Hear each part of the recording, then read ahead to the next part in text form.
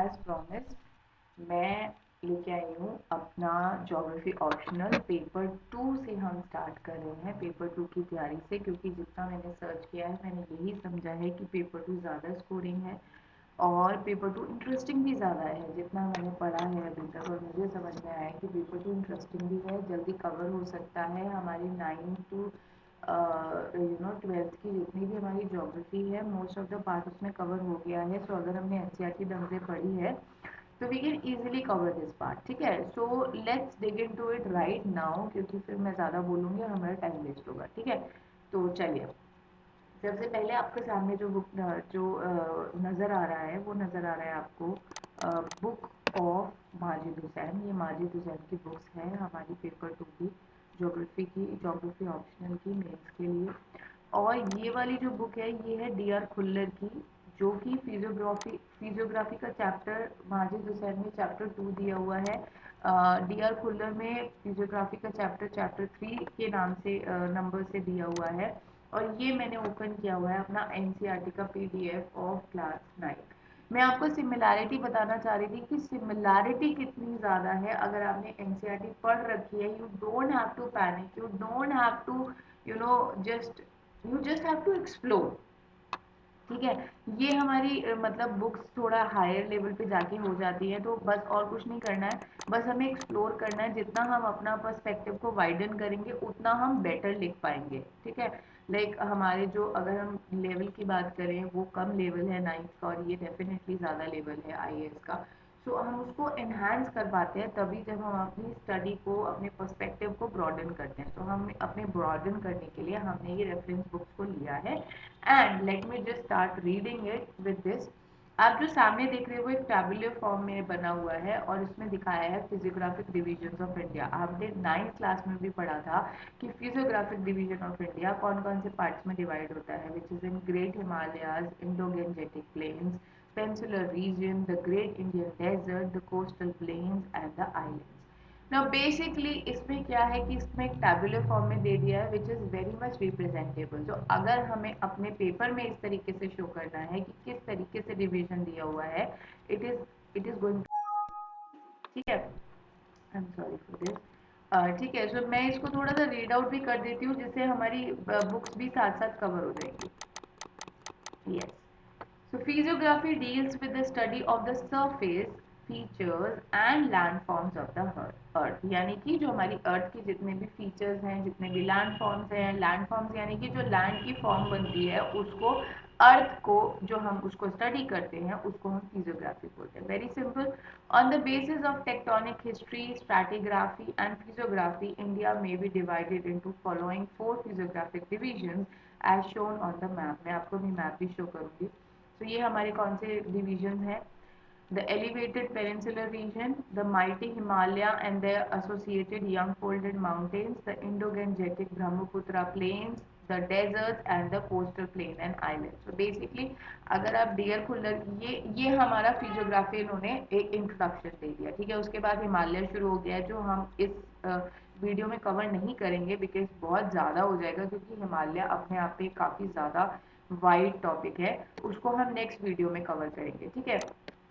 फिर हम आ जाते हैं डीआर फोल्डर पर और इसको मैं आपको रीड करके बताती हूँ। आपके पास बुक ज़रूर होनी चाहिए गाइज। अगर आप ये सोचे कि आप इस पीडीएफ से काम चला लोगे तो I am sorry, this is not going to help. You must have the physical copy of book with you because that helps a lot. और मेरे पास भी है तो मैं उसमें से ही रीड कर रही हूँ, ठीक है। जिनको इसमें से रीड करना है, just for now I have just zoomed it for you so you can read it, okay। So physiography is that branch of geography which studies the present relief features of the earth's surface or of natural features in their causal relationship। Very simple कि जो relief features हैं यानी कि जो present में features हैं earth surface के ऊपर या नेचुरल फीचर्स हैं उनका आपस में रिलेशनशिप क्या है, फिजियोग्राफी वो होती है। As described in the previous chapter which we are going to study later, the present surface features of India owe their formation to various events which took place in different geological periods. Okay, so basically आपने पढ़ा भी होगा 11th 12th में भी, हमने NCERT में read किया है कि बहुत डिफरेंट डिफरेंट लेवल से बहुत डिफरेंट डिफरेंट जियोलॉजिकल साइकिल्स थी, पीरियड्स थे, जिसमें कर करके मतलब जो हमारा अर्थ आज के टाइम में है वो बना। ठीक है, जैसे पैंजिया था, पैंजिया से कैसे वो टूटा, किस तरीके से गोंडवाना आइलैंड किस तरीके से धीरे धीरे फॉर्म हुआ, वो इस चैप्टर में भी थोड़ा बताया हुआ है, बट क्योंकि इसके पहले वाले जो चैप्टर्स हैं उनमें कम्प्लीटली अर्थ के इंटीरियर और out exogenic force, endogenic force, इन सब के बारे में डिस्कशन किया, बट आई वांटेड कि हम पहले ये पढ़ें, क्योंकि first of all this relates to the entire geography जो हमने पहले पढ़ लिया, उसको थोड़ा सा ज़्यादा वाइडन करके बताया गया। Eight the same time this is more interesting. Okay यहाँ पे देखिए नेक्स्ट लाइन में मेंशन भी किया है जो मैंने अभी बात बोली है, both endogenetic and exogenetic forces have been consistently working to shape the present land forms on the surface of earth, right. So हमारी कौन सी दो फोर्सेज होती है, इनको आपको नाम पता लग गया, एंडोजेनेटिक एंड एक्सोजेनेटिक फोर्सेज होती है। इनके बारे में मैं कुछ नहीं डिस्कस करूंगी, क्योंकि फर्स्ट ऑफ ऑल, दूसरा इनको हमें अच्छे से पढ़ना है, तो जब हम पढ़ेंगे ना प्रॉपरली, जब इनका टॉपिक आएगा तभी पढ़ेंगे। The great diversity of relief features encompassed in the vast dimension of the country is simply amazing. The physiographic diversity of India embraces lofty young fold mountains, flat plains, and one of the oldest plateaus of the world. The Indian islands have their own unique personality. A rough estimate made by the Census Commission in 1951 shows that of total land area, 10.7% is more than 2135 meter above sea level and is mountainous. 18.6% is hilly, 27.7% is plateau, and the remaining 43% is plain area. So this is a wonderful fact. अगर हमें use करना हो और हमें अपने answers में लिखना हो, हम बता सकते हैं कि कितना मीटर अबव सी लेवल है, कितना परसेंट हमारा लैंड एरिया है, कितना परसेंट हमारा हिली एरिया है, कितना परसेंट हमारा प्लेटू है, और कितना परसेंट हमारा प्लेन एरिया है. This becomes a very good factual. Now, due to geological complexity and geomorphical diversities, division of India into physiographic region is a difficult task. The views expressed by geographers in this regard are as diverse as the diversity of landforms in India. Some scholars follow the triple tectonic division, that is, the Himalaya mountain, the Indo-Gangetic plains and the Indian peninsula. मतलब कुछ जो scholars हैं वो इस तरीके से diversity को diverse landform को इस तरीके से डिफाइन करते हैं, ट्रिपल टेक्टोनिक डिवीजन में बांध दिया है। वो ट्रिपल टेक्टोनिक डिवीजन क्या है कि एक जो हिमालय माउंटेन्स हो गया, एक इंडोगेंजेटिक प्लेन्स हो गया और एक इंडियन पेनिनसुला हो गया. So this becomes a little easier version to actually determine the diversity of the landform of India. There are some scholars who feel that the coastal plains have a more separate identity and should be treated as such. More recently, it has been felt that the distant islands in the Bay of Bengal and Arabian Sea should also be treated separately. Thus, to be more realistic and for the sake of convenience, it is preferred to divide India into five following physiographic divisions. So here these are, sorry, Himalaya mountains, Great Plain of Northern India, Peninsular Plateau, the coastal plains and the islands. And before moving further, Himalaya mountains में आने से पहले जो मैं अभी नहीं cover करूंगी इस वीडियो में, मैं आपको इसकी इसका एक मैप दिखाना चाहती हूँ जो डी आर कुल्लर में बहुत नीटली और बहुत नाइसली प्रेजेंट किया हुआ है. ये देखिए, ये जो मैप है ना, इसमें इन्होंने बताया हुआ है कि हिमालयन माउंटेन्स जो है, देखिए ये स्ट्रेट लाइंस है, वर्टिकल लाइंस है, ठीक है. That means this whole area, यहाँ तक ये सब कुछ, दिस इज ऑल हिमालय, जिसको हम इसको यहाँ पे कुछ और नाम देते हैं, यहाँ पे कुछ और है, लोअर, हायर, अपर, मिडल, ये सब हम डिवीजन पढ़ेंगे बाद में, ठीक है. Then great plain of northern India, जो कि क्या है, ये these dotted line, this is all great plain of northern India, ठीक है.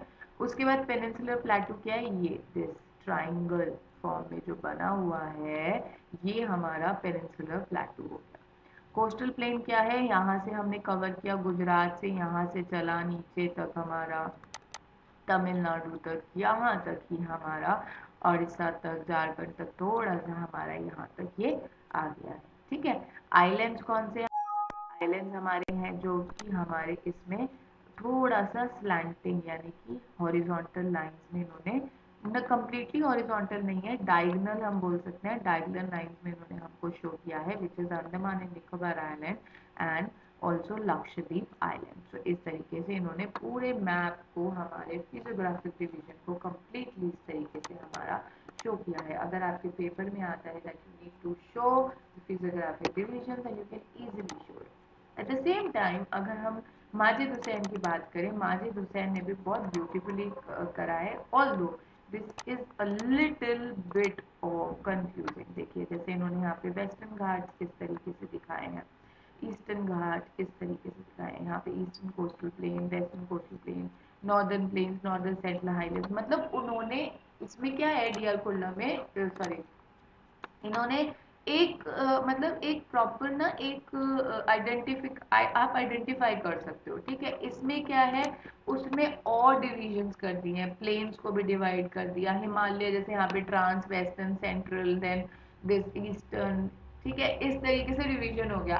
अब जो देख रहा है बंदा पहली बार वो कंफ्यूज हो जाएगा, भाई मेरे को तो इन्होंने नहीं बोला था, मेरे को तो हिमालयस बोला था, मैं कहाँ देखूँ हिमालयस को, right.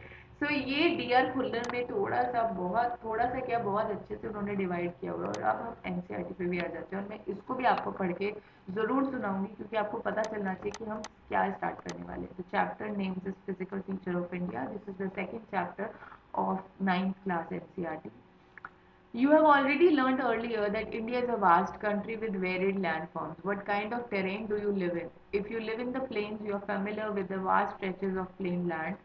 In contrast, if you live in hilly region, the rugged terrain with mountains and valleys are common features. In fact, our country has practically all major